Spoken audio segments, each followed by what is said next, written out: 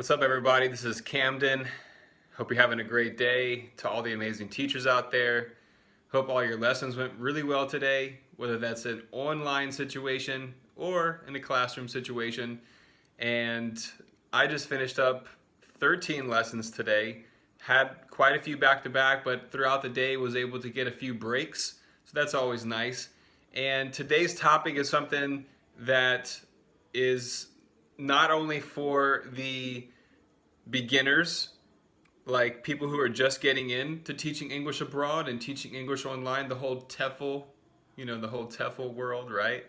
So, as I've mentioned, it's not just for beginners, but also for advanced. So, I'm going to share with you some things, 7 things to be exact, about, what is TEFL and what are the best options for you to get out there and accomplish your goals as a TEFL teacher, to accomplish your goals that you have outside of the lesson.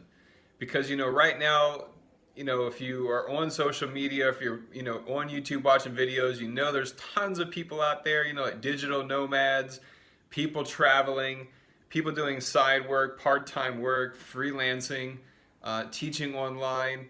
But for me, it's like I love teaching. I went to Indian River Community College, now a state college, when I was 18. I moved out of Virginia, came down to Florida, and then I started to make my mark, down there in Fort Pierce, Florida. So if you know Port St. Lucie, what up? Shout out to Port St. Lucie, shout out to Fort Pierce. And it was a great experience, it really was. And I was able to get my associate's degree in 2007 in December. And then I moved on and transferred to UCF in Orlando, University of Central Florida. And it was not only just a fantastic time that I had at the UCF, but it laid the foundation, it laid the groundwork, of who I am today. And when I started to get more into my searching, 2009, on Google, back in the day, I was looking for stuff to do with teaching outside of outside of America, outside of the USA, the US. And when I had to take about a year off to get my in-state tuition in Florida, because it was like $8,000 to $10,000 more expensive, so it was super expensive tuition out of state. So when I was, taking time off from school, I always knew that I wanted to travel and to, use my teaching skills and my passion for teaching and put it into good use, right? So when I got down to Costa Rica, that's where I stayed with the host family, had a wonderful time. But let's say you're looking to maybe come to Asia, or if you're trying to come to Costa Rica or Spain or Mexico, or to China, wherever you're looking to go, these 7 things that I'm going to share with you right now is what you need to get started with. So what is TEFL? TEFL is teaching English as a foreign language. It's very simple. There's all kinds of certifications. The cheapest and easiest online is, of course, International Open Academy. And then there's so many organizations and schools that are willing to train, TEFL candidates and soon-to-be teachers all throughout different countries in the world. So the most important thing is make sure they are accredited, and then check the reviews, check the comments if they have in their website, and really make sure that they have proven results and that they are accredited, and you will get a certificate number upon completion, and it's for international, okay? So once you've got that piece of the pie, you're on your way. So if you have a bachelor's degree, hopefully you do, and I'm just going to say that is really, really essential to your success. Of course, if you're a non-native English speaker, you've got to have a bachelor's and a TEFL certificate. Now, there are some situations, if you're a native English speaker and you have your TEFL certificate, then there are ways that you can teach. There are possibilities. There are job placement assistants. Okay, so you can also do your own homework and research on that. So once you get your bachelor's, you get your TEFL, and maybe you're a teacher, you're listening right now and you're back home in the USA or from the UK, or it could be from the Philippines. So wherever you're coming from, if you love to teach, but you don't really want to teach in your home country, like I had a excellent experience and brought the experiences that I went through with visiting dozens and dozens of school in Florida, you know, also in Virginia over many years. It just gave me so much enrichment, and that was really the curriculum. It wasn't everything I was learning at the university, but it was the actual field experience hours that I was building up as a substitute teacher, getting the option to go around to different schools, teach different subjects, different age groups. It's about diversity and, learning how to improv. As I mentioned in my video yesterday, you've got to have a high level of adaptability if you're going to make it out here. Coming out to a new country, it's a new environment. It's a completely different world, depending on where you're going to be moving to. So these are some things, as I'm mentioning in this video. So you got your TEFL certificate, you got your bachelor's degree, and now there's, if you don't have your bachelor's and it's something that you really want to do and to teach English abroad at a school, an international school, because international schools can pay a lot of money. One of my friends was telling me about the opportunities, and that whole market, it is jam-packed with lesson planning and assessment and review and examination, and it's a very strict curriculum. And a lot of the international schools are, British or Australian. I haven't really seen any American style schools out here, okay? But I'm sure there are somewhere, and of course out through Asia. But that's not the point. The point is the international school opportunities have amazing pay, really great holidays, and that's something that you should consider. But the bachelor's is like the minimum requirement.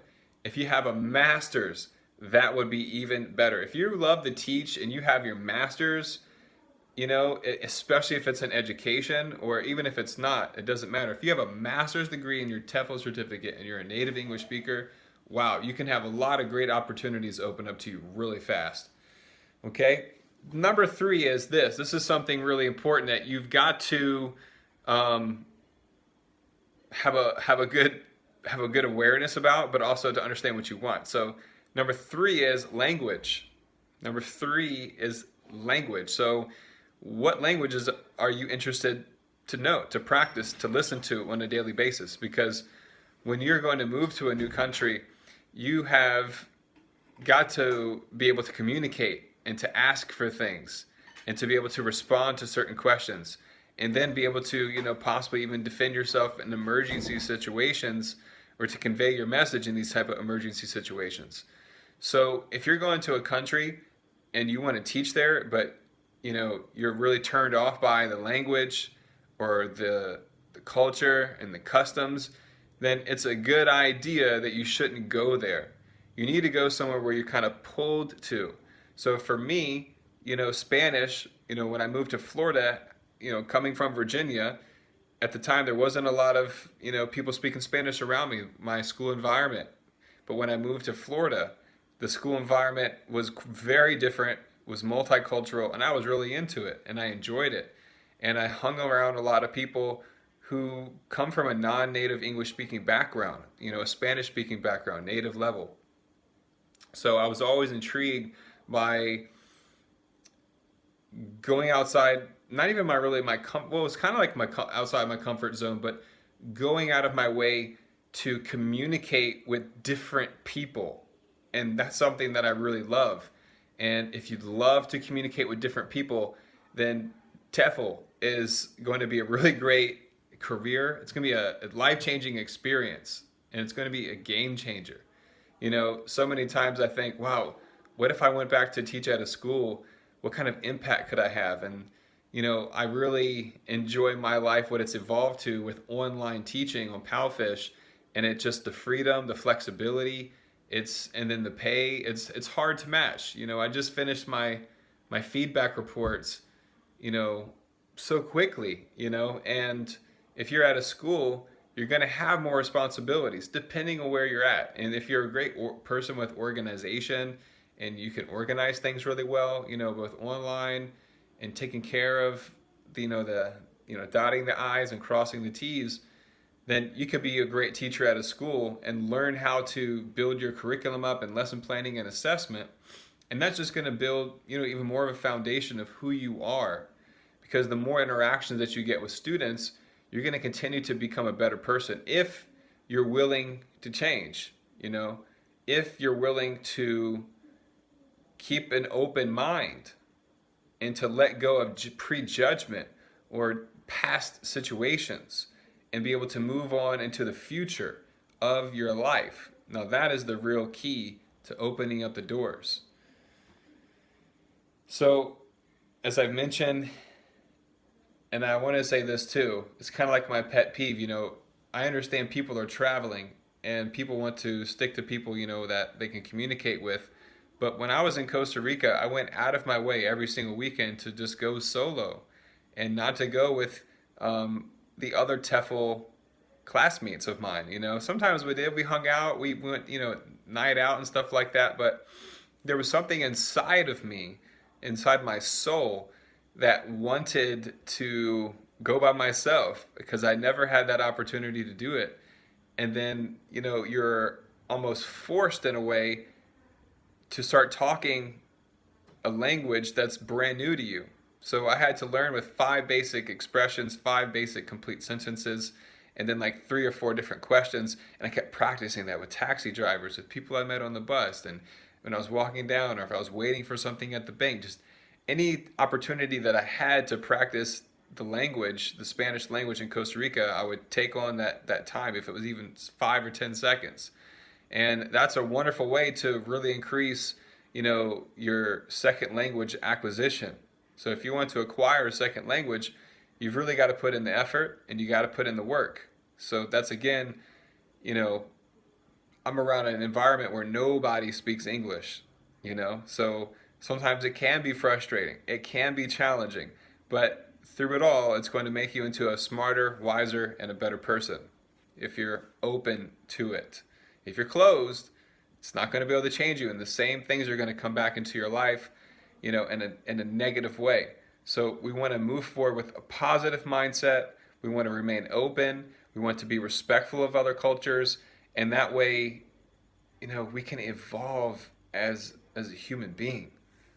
We don't have to be subjected to what's happened to our lives in the past, what our family lives were, what our ancestors did. It's time that we all move forward into a brave new world. And it sounds kind of cheesy, but we've got to come to a place where we can see people eye to eye. And that's what the great thing about the internet does, because it's able to connect and network with so many people across all different types of countries. And that's a great feeling to have at the end of the day when I finish this video. If somebody from Nepal can watch it, somebody from Mexico, somebody from USA, and 3 people would say, wow, that's something I didn't realize before. Or wow, I didn't hear it in that way before. Wow, I learned something new today. And then done. That's a win. That's a positive for society. That's a positive for society, okay? Number four, the food. So again, these are things that you should already start taking into account if you want to teach English abroad, to teach English online and travel.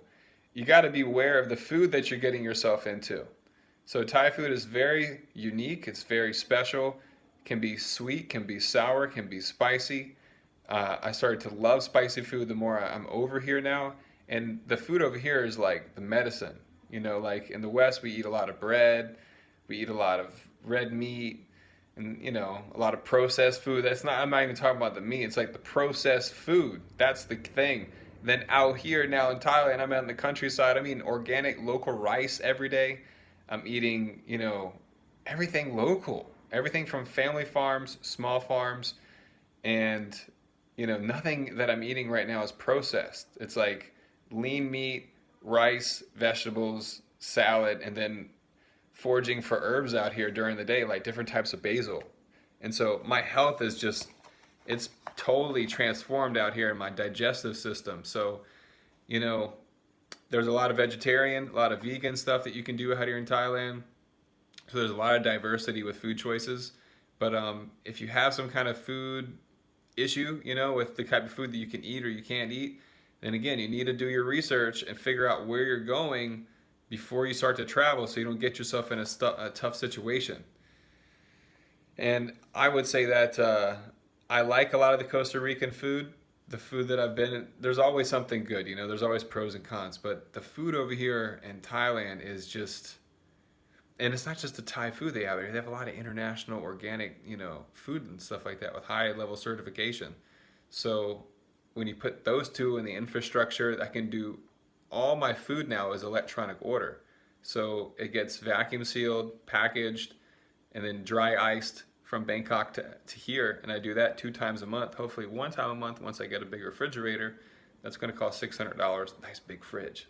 That's the thing about online teaching, and then not having a huge, I'm living here, with her mom and dad at their house, and I don't have to any overhead costs. I pay for pay for electricity, and I pay for the car outside, and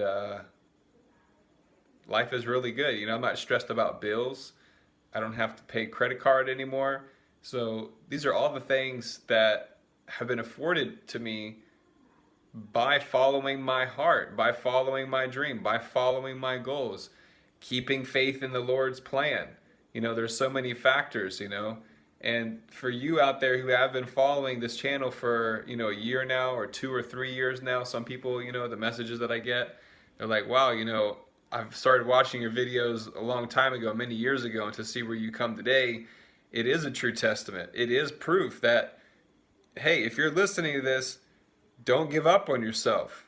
You got something inside you that nobody else has. You've got a purpose. You've got a vision. You got to believe in your vision. You got to trust the process. Those things are really key. Don't quit on yourself. You're going to have ups and downs and peaks and valleys, but that's just the way it is. That's a part of the process. It's not going to be easy. But when you have something that you love to do and that you love to believe in, and you're seeing progress every day, that's the thing. It's like you can't expect to have this monumental progress and improvement overnight. It's like it takes time. Think about where you are right now, and then in 3 months, and 6 months from now, like if you've seen a pretty good amount of progress and improvement, who you are, whether it's taking care of your health, exercising more, your physical state, your mind state, your attitude, your gratitude, your level of appreciation. All these things are going to have a huge impact on everything you do as a teacher and outside in the classroom, who you are on the inside. And who you are on the inside is going to help you get to meet the people that you need to connect with along this traveling, teaching abroad journey. My dad always told me the answer is always no until you ask. So you've got to be, you got to believe in yourself enough about what you want to do, believe in your goals and your dreams enough to be willing to ask people. And if you message 10 people and only one answers you back, okay, boom, move on. Message 10 more.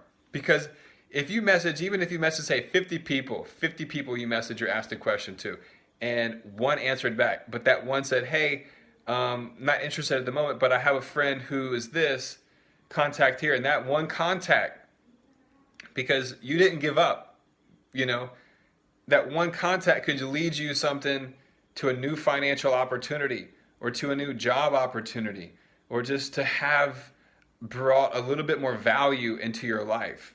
So you've got to be okay with failing. You've got to be okay with owning up to your own mistakes. And if you're not, then you're just going to go around in circles. You've got to move forward with your life.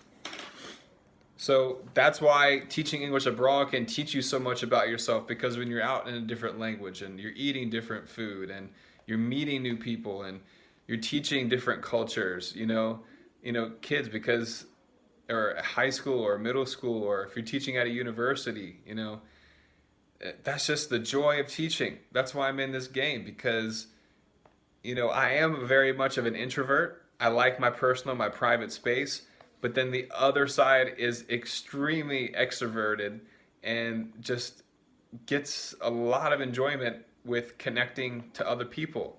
So you've got to have some kind of spark inside of you that genuinely likes to meet new people and is willing to listen to people and to understand where people come from. And those are also some great characteristics as a teacher, and they will take you, just as I mentioned right there, that will take you very far. So also, depending on the country that you choose, start to know about what areas. You got to know the climate. What, are you going to stay in the winter? Can you take the cold? Can you take the heat?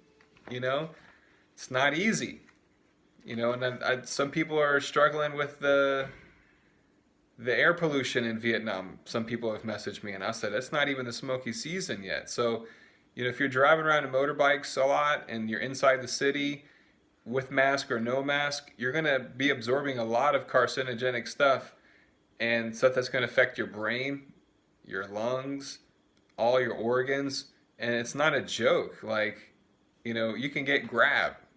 Grab bought Uber, so no more Uber in Southeast Asia. So use the taxi service or something, so you can take care of your lungs, take care of your air. Because the air over here sometimes can get a little crazy, and stuff that I've never seen before. That's why I say goodbye to Chiang Mai. It really is a beautiful location. It's an amazing place, but unfortunately, for like 3 to 4 months of the year,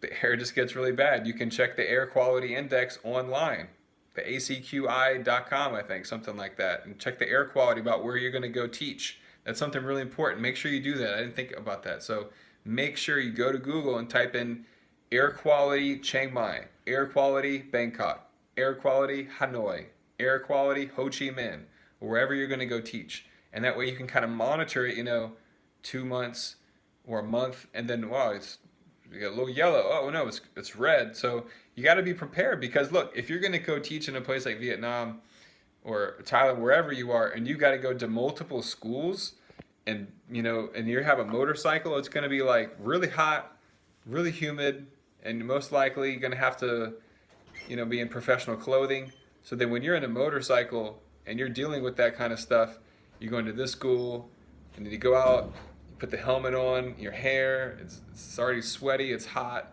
And then what if it rains, and the roads are slippery, and then, you get wet. It's like, I know that sounds kind of funny, you get wet. It's like, oh, Camden, you're just talking about getting wet. It's going to be okay. But these are all things that can just boil to the surface, like when you've had enough. So you've got to remember to take some break sometime, and relax and do things that make you happy. The more times, when you're not, hustling on the grind, it's like you got to find some things that make you happy. I love teaching. And then outside of that, find things and recharge positive reinforcement with things that you love to do, and that'll help out a lot. And that's it. And the last thing is teacher contract. So number 7, make sure you take a really good look at the teacher contract. Maybe show some other teachers that contract. If you know some people that are professional, you can send a contract to me and I'll take a look at it.